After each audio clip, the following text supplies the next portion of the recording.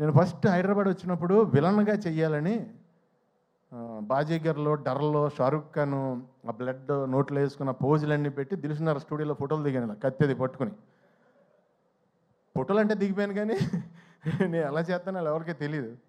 So అన్నీ చూపిస్తుంటే నేను మామూలుగా ఎంటర్టైనర్నే, అందుగురించి ఎవరోనే అవునా ఓకే తర్వాత కలువమ్మా అన్నారు. అలాంటిది నువ్వు అంత పెద్ద డైరెక్టర్ డార్లింగ్, ఈయన అంత పెద్ద స్టారు, అలా వైకుంఠపురం సినిమా తర్వాత ఈయన హీరోగా చేసే మూవీలో ఎంత ధైర్యం డార్లింగ్, ఒక కమెడియన్ విలన్గా తీసుకోవడం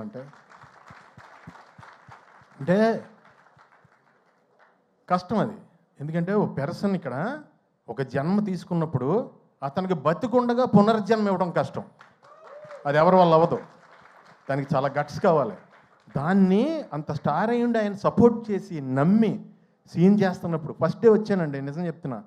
మొత్తం ఆ స్లాంగ్, నేను నా స్లాంగ్ తప్ప ఇంక వేరే స్లాంగ్ ఎప్పుడు మాట్లాడలేదు లైఫ్లో. అసలు వచ్చి మాట్లాడుతుంటే నేను పంబులు అయిపోయి కంగారు పడిపోయాను. ఎంతో సపోర్ట్ చేసి బన్నీ గారు అన్నారు లేదండి అని, మనం ఇలా సాగదీస్తాం ఇక్కడ లాస్ట్లో, ఇక్కడ అలా కాదండి ఫస్ట్ సాగదీసి లాస్ట్లో కట్ చేస్తాం, ఇది అంటే చాలా సింపుల్గా నాకు ఒక సూత్రం చెప్పి, నేను ఇంకా మీరు డైలాగ్ పట్టించుకోవద్దండి మీరు చేయండి అంటే, నా ఫస్ట్ టైం నా ఏజ్ కంటే పెద్ద క్యారెక్టర్, నేను ఎప్పుడు అలాంటివి చేయలేదు. సో నెతుక్కుంటూ నాకు నిజంగా డార్లింగ్ ఈ రోజునే నిజం చెప్తున్నాను, తమిళ్, కన్నడ, మలయాళం అందరూ టూ మచ్ ఆఫ్ రెస్పెక్ట్ ఇచ్చి చాలా మంచి క్యారెక్టర్లు ఇచ్చి నువ్వు ఇచ్చిన పునర్జన్మ జెండా వాళ్ళందరూ కూడా కంటిన్యూ చేస్తున్నారు. చాలా